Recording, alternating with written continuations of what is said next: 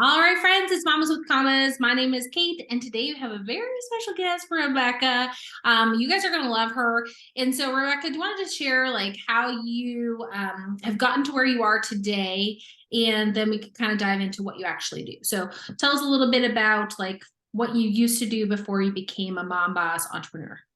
Awesome. Yeah. So I come from a family business. So I started in a family business and I was hired in their shipping department. They gave me the company Instagram account. I loved running the company Instagram account. And they were like, oh, okay, well, here, take the Facebook too. Oh, learn Facebook ads. Oh, learn. And so every time like they handed something off to me, eventually they were like, okay, we're moving you out of shipping. And we're going to move you into full-time social media management. So I was their first marketing employee. I worked there for about seven to 8 years. When I started, obviously, I was in shipping. By the time I left, I had a team of 14 people underneath me in the marketing department that we like trained to do email marketing and text marketing and all that good stuff. And then I loved that job. It was my dream job until I had a baby. And that then became my dream job. And my job didn't seem, I was not as excited about my work anymore. I still loved the work, but I didn't enjoy the hour requirements. I didn't enjoy the lack of time flexibility. I was like, you know what? I think I'm going to try something else. So I started taking on a couple freelance clients. I'd been doing odd jobs here and there just to bring in some extra money. You know, a small business at a local haunted trail asked me if I would do their marketing for their haunted trail. And I was like, okay, yeah. And I did it. And they wrote me a $3,000 check. Mm. And that took me like 2 weekends of work to do their stuff. So in roughly 4 to 5 days of work, I made $3,000. And I was like, that would match my full-time income. And I For was the able to entire do it. month, I'm assuming, or for your. Yeah, that was a month. That was a roughly a month of me making money at work. And so I was like, and I did it in like, 4 or 5 days of work. So I was like, I'm gonna see if I can make money doing this. Because I was just getting, honestly, like that happened. And at the same time, I was getting really frustrated because I was getting home at 6 o'clock at night and I was putting my son to bed at 7. Right. So you're getting an hour, Yeah, and that's a I'm fun getting hour. roughly, 5 hours a week at night total Yeah. with my kiddo. And I was like, man, I hate that. I hate that. And so, and the company I worked with was fantastic. They even moved some schedules around. I was off one day a week to be home with him, and it just still wasn't enough. I was like, you know what? I want to be selfish. I want to be greedy. I want as much time as I want with him when I want it. Think it's So selfish. I think you just made a comment that I think viewers and listeners would appreciate. It's that mom guilt, really. At the end of yeah, the day, like you want to spend time because those years are so fast. I mean, my kids yeah, are 6 and 8, and I remember like taking them to an event within like a week of being born. So I think that yeah, time goes by so fast. You were clever to identify that from the very beginning versus, realizing when they're 4 or 5. So don't yeah. feel like it's selfish. I just want to make sure like Oh, everyone. I mean selfish in like a good way. Like it's like I'm gonna take this. Like I'm gonna run with this. This is what I want. And it was just odd because that was such a perspective change because up until now, like that job was everything. That was my dream job. And like it's amazing having a child will just completely change your world and what you think is important or not. So I did that. They wrote me a check and I was like, okay, I'm gonna go all in on this. And I just started taking any clients I could for social media. When I left that company, I was the acting CMO. Like I was in charge of our promotions. I was in charge of our marketing campaigns. I came up with like brand vision, marketing ideas, like sales and content. I mean, literally everything from start to finish for marketing for the company. But when I left there, I didn't realize that's what I was doing. I just thought I was a social media manager.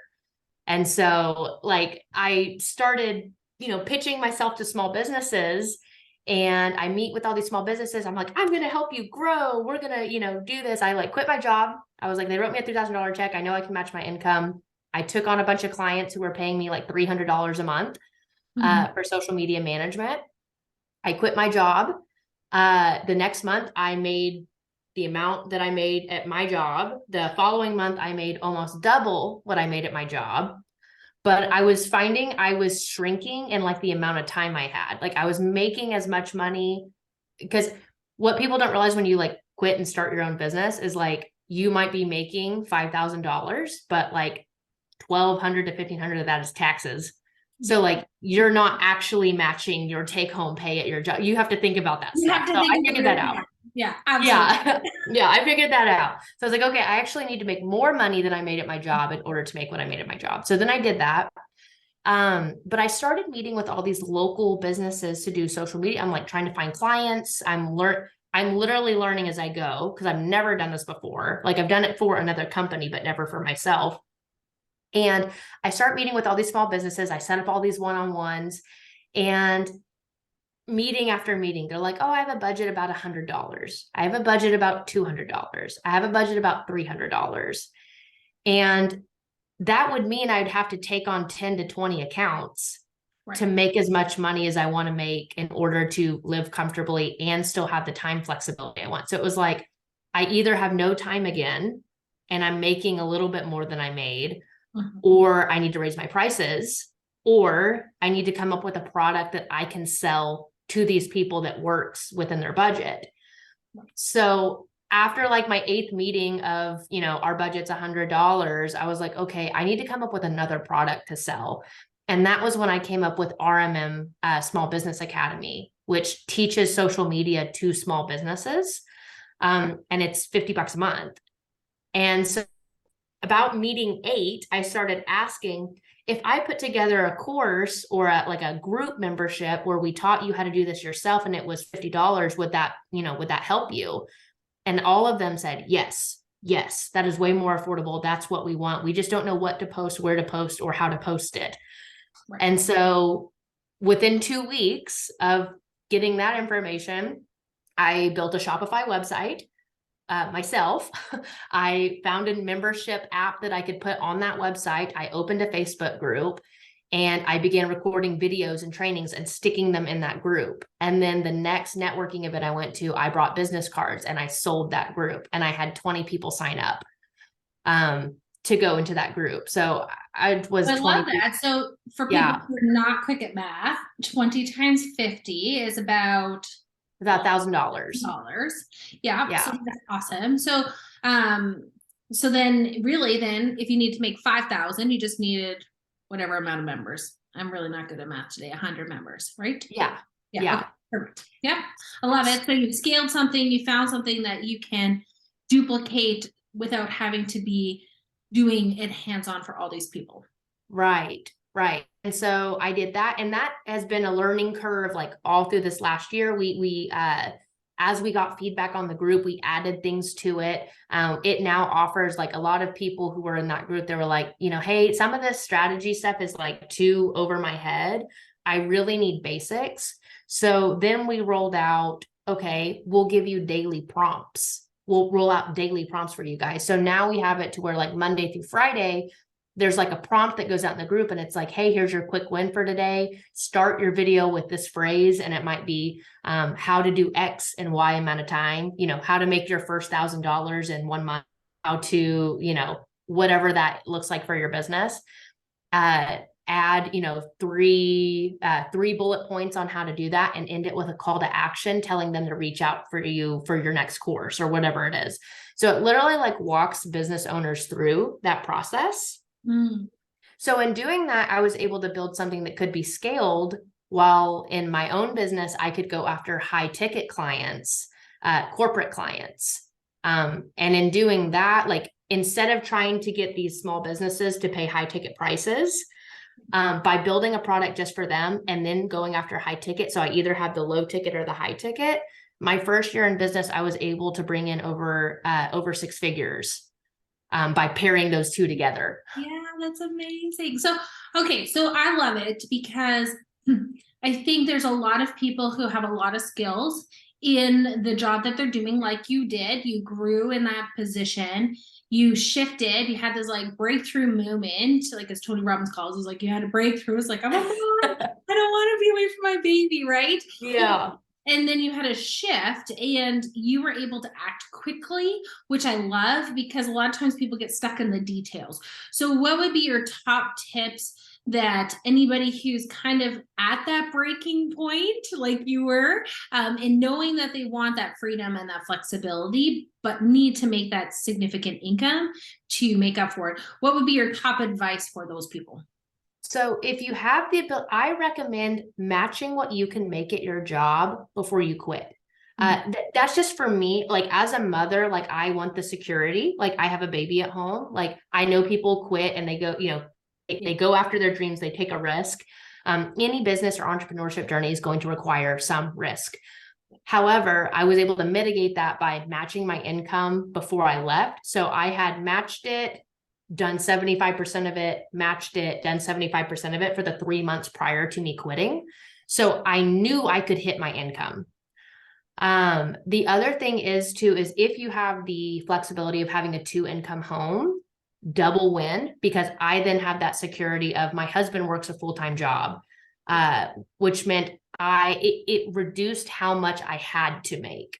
Right. If you don't have that, I still think it's a way to kind of mitigate that risk is to have some, like just have some money in savings. It could just be like a month's worth of rent, just something to keep a backup. Yeah, I like those, both of those perspectives. And to take it one step further, like if you make that income for 3 months, save that income for your rainy day fund. Because I remember when I quit, like I had saved $19,000 and we paid off our line of credit. So I had like, in a sense, like 3 to 6 months income. Exactly. That if happy month, or if like it didn't go well, a job doesn't land within a week, like it could take 6 months to find a new job. So I think it's really, really a great perspective. And I'm definitely not a risk taker in that regard, but entrepreneurship is a risk because it has the highs and lows.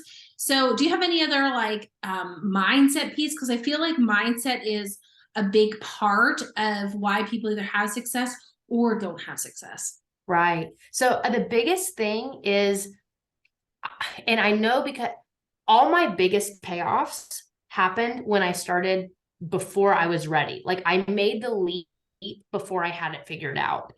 And I would say that is going to be 90% of entrepreneurship. Yes, there is research. Yes, there is, you can come up with like safety nets and things like that, like what we talked about. But 90% of entrepreneurship is like having a vision for something and then taking very messy action towards it. I think people think they have to have it perfect before they get started.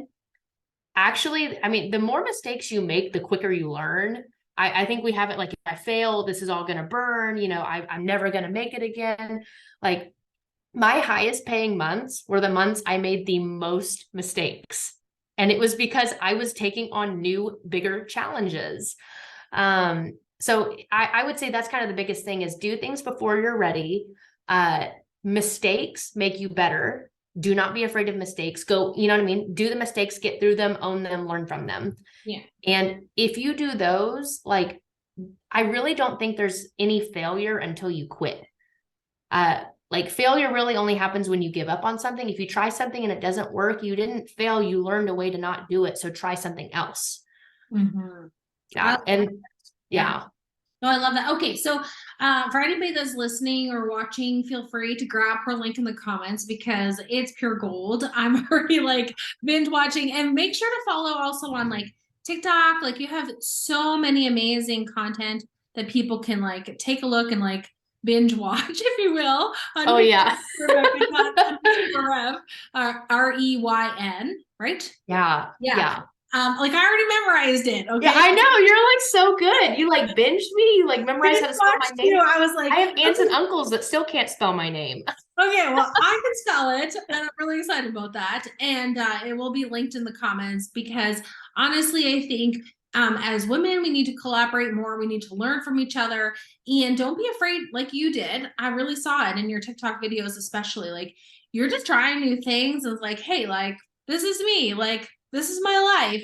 And I think people forget that you're your superpower. I'm my superpower. Yeah. And any lady or business owner out there, it doesn't matter who you are or where you live, you are the only you. So maximize that and you've got skills that somebody needs. So Yeah. and if you need more information or more tips, we do have our free resources, so you can click the link below as well for the Mom Boss Mentor. So any final comments or thoughts that you want to share, Rebekka, with anybody that's watching or listening? If you're wondering if you can be a mom and run a successful business, you absolutely can. You get to build the business that works for you. So if you're like, I don't want to work a ton of hours, I just want to make enough to get by, you can do that. If you're like, I want to work less hours and I want to make double what I make, you can do that. Like if you just set it that that's what you want, there is a way to do it. There just is a way to do it. Yeah, and we talk about that a lot.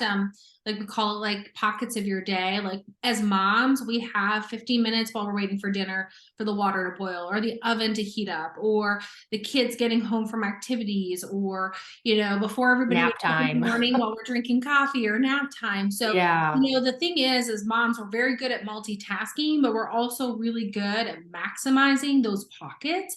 And so if you don't have a business and you're listening, definitely take a look at our How to Build a 1,000+ business in the pockets of your day. If you have a business and you want to scale and need help with social media, like that's like your weakness, definitely want to talk to Rebekka and get some help with her $50 a month program. And if you have a business and want to scale to 6 figures, we are here to support you too. So thank you so much, Rebekka. I appreciate you, and I cannot wait to continue binge watching all your content. Thank you so much, Kate. It was a pleasure.